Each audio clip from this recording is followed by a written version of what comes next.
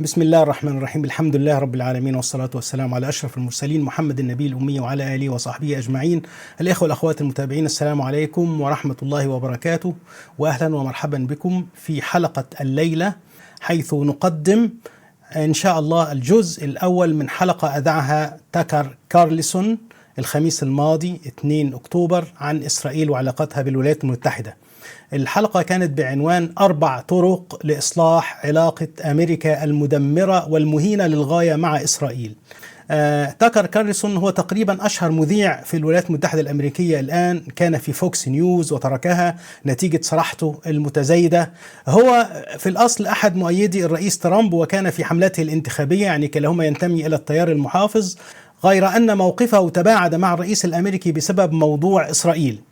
هو يعني صوت مرتفع جدا يعبر عن حراك كبير يحدث داخل صفوف أمريكا بصفة عامة والتيار المحافظ خاصة في انتقاد إسرائيل وانتقاد العلاقة الأمريكية الإسرائيلية.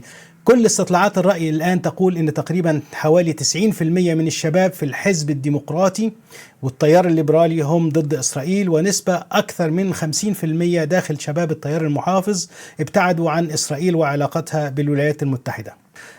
هذا هو السبب الذي جعل ترامب بإيعاز من نتنياهو والمؤثرين والمليارديرات اليهود أنه هو يجبر الصين على بيع تيك توك الخاص بأمريكا. الآن ستكون 3 نسخ للتيك توك، نسخة أصلية موجودة من الأول خاصة بالصين، ونسخة عالمية، والآن انفصلت أمريكا عن النسخة العالمية وأصبح لها نسخة خاصة بها تحت إشراف أكبر داعم لإسرائيل في الولايات المتحدة، الملياردير لاري إليسون مؤسس أوراكل، لأن تيك توك كان يشكل أداة مهمة في بيان الحقائق وما يحدث على الأرض.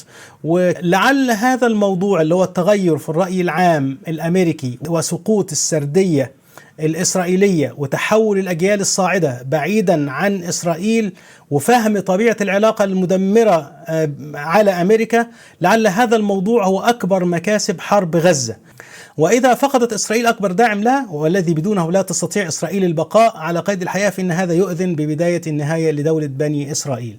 لن أطيل عليكم. تاكر كارلسون سيقوم بالمهمة بتشريح العلاقة المدمرة والمهينة لأمريكا كما عبر مع إسرائيل، وسيضع إسرائيل في مكانها. ولأن اللقاء طويل يعني يتجاوز النصف ساعة، فإحنا قسمناها على حلقتين أو 3. هذه هي الحلقة الأولى. أترككم مع تاكر كارلسون. There's a lot going on in the world right now, but if you're on social media, and of course you are, because it's really America's only remaining news source, you know there's only one story going on, and it's Israel. Everyone online is arguing about Israel, and really they fall into one of two camps, generally speaking. So probably the more aggressive side are the deranged Taliban-level ethno-narcissists who are telling you that any criticism of the secular government of Israel is tantamount to blood libel against the Jewish people. And if you think that maybe it was not a great idea to arm Joseph Stalin, the greatest murderer in history, then you're a Holocaust denier. Shut up. And then on the other side, a group every bit as obsessed with Jews are the people who hate Jews, who are telling you that anyone who's Jewish is bad by virtue of being Jewish. It's a blood thing. Two things are interesting. One, there are very few kind of conventional Christian voices saying, wait a second, this is a secular government, another country, and it has probably nothing to do with my religion or anybody's religion, and we should never judge people on the basis of their immutable qualities, because guilt and virtue are not passed down genetically. But almost no one is saying that. So you really have the ethno-narcissists and the anti-Semites, and they're at war with each other. That's the online picture. What's even more interesting and maybe even more distressing is that in the U.S. government, the conversation, while much more muted, is a mirror of this, in that a lot of the conversation is about Israel. Israel, a tiny country in the Middle East, not critical to our national security, by the way, but the conversation, the bandwidth, is consumed by questions of Israel. So wherever you stand on Israel, whether you're on one of the two sides just described or neither one of them, you know in your gut that this is bad. If a country like ours, supposedly the most powerful in the world, is devoting all of its time internally to conversations about Israel, it's probably not going in a good direction. There's probably a lot being neglected in favor of this very specific boutique conversation about this tiny little country. It's just not good for anybody, including Israel, by the way. So what's the antidote to this? How do you fix it? Here are 4 things you can do to make the conversation about Israel and the relationship with Israel a lot healthier than it currently is. Here are the 4. The first is get some global perspective on what we're talking about.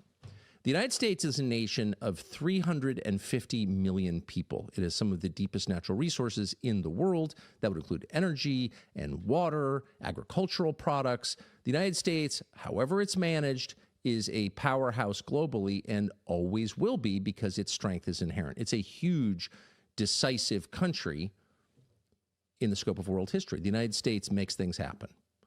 Israel is not an insult, merely an observation.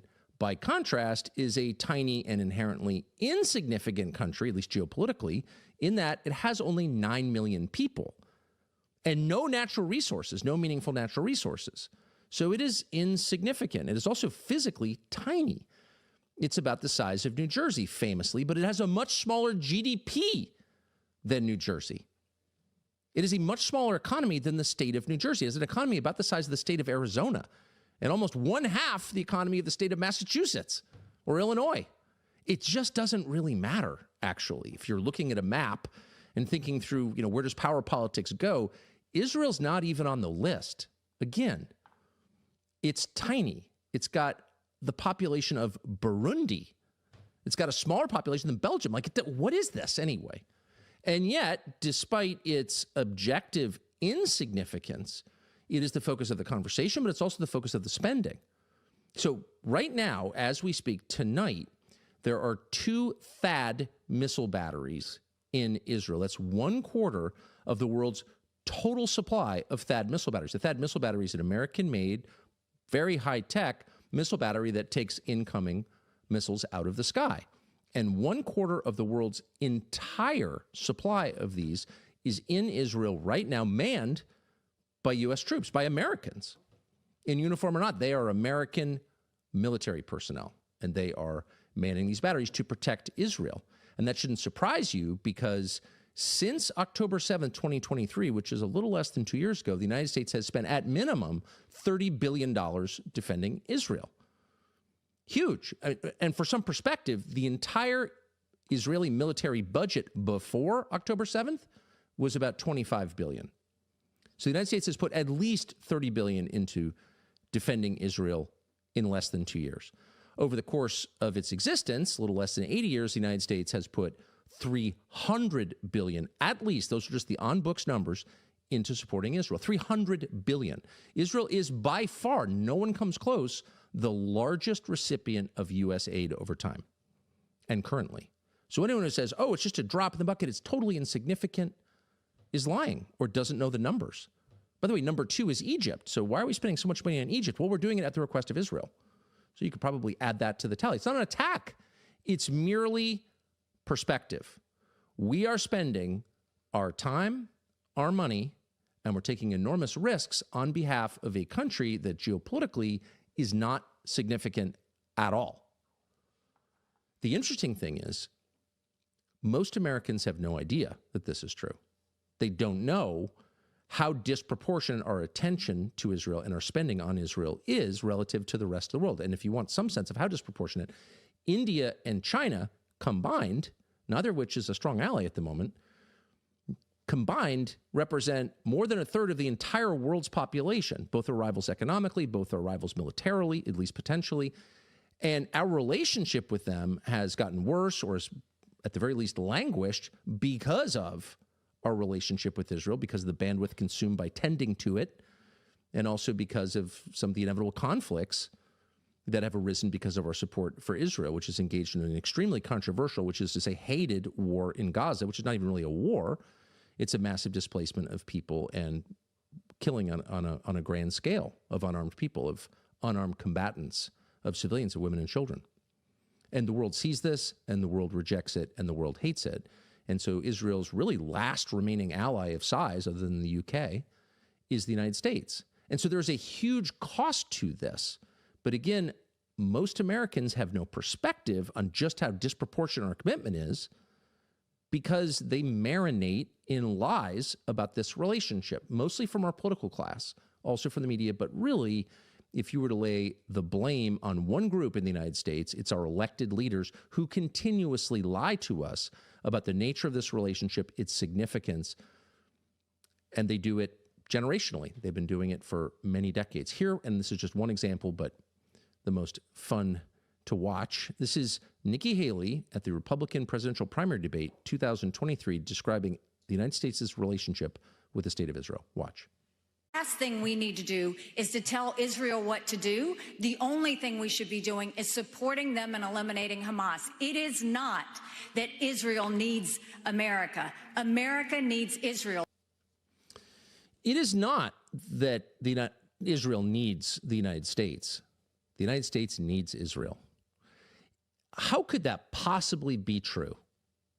It is in no sense true. In fact, it's one of those lies that's not 3 degrees off the truth. It is a complete inversion of the truth. And the truth, which is obvious to anyone who looks at the numbers or is paying any attention at all, is that Israel could not survive without the United States. That's not an argument for pulling all aid to Israel. It's just an acknowledgement of the physical reality.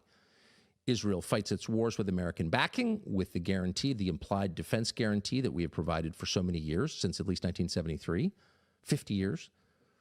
And its social services are made possible, which are quite generous, made possible by American subsidies. In other words, every dollar that goes to the Israeli military from the United States is a dollar that the nation of Israel can spend on its own people.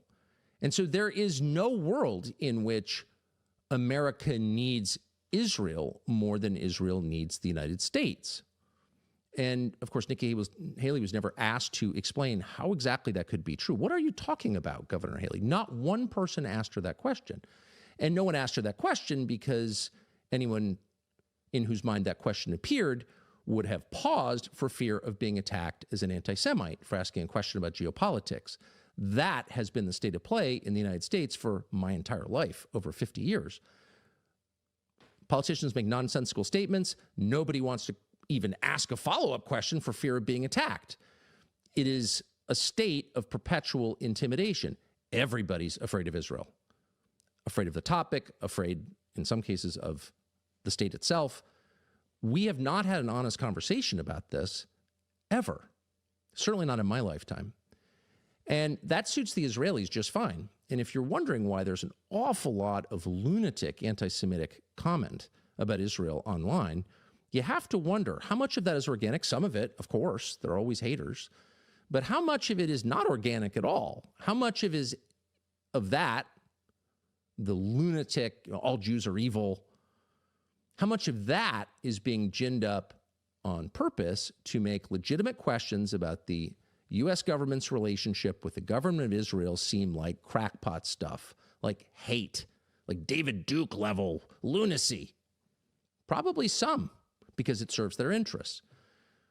Now, that is a criticism of the state of Israel and its incredibly sophisticated propaganda campaign, which, again, the rest of us have been marinating in for a long time. But the true villain here, I would argue, is not the state of Israel, the Jews. It's the United States. It's our leaders who are putting up with this. Israel is a small country with very limited resources, and it is doing its best to serve its own interests. You'd think every country would act that way, and most do. But there are some that don't, and ours would top that list. And so the true shame here, the actual villain in this story, is the leadership of the United States that is putting up with serial humiliation for decades. And for what reason? So if there's someone to be mad at, it's our leaders. And that leads to the second thing that we can do to fix this truly unhealthy relationship, this poisonous relationship, which is getting worse, by the way. It's breaking our society into pieces. It's truly hurting the Trump administration.